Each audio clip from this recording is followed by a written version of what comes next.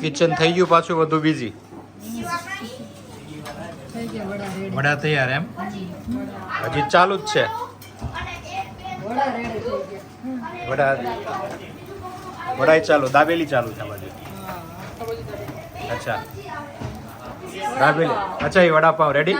દાબેલી આવી જાઓ.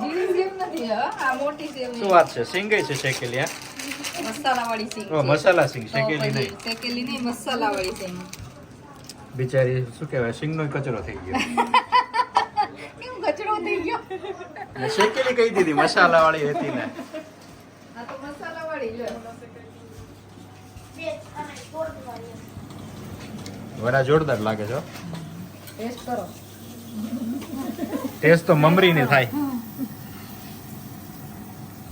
તાર શું ખાવ ને એવું? મમરી ભાવે?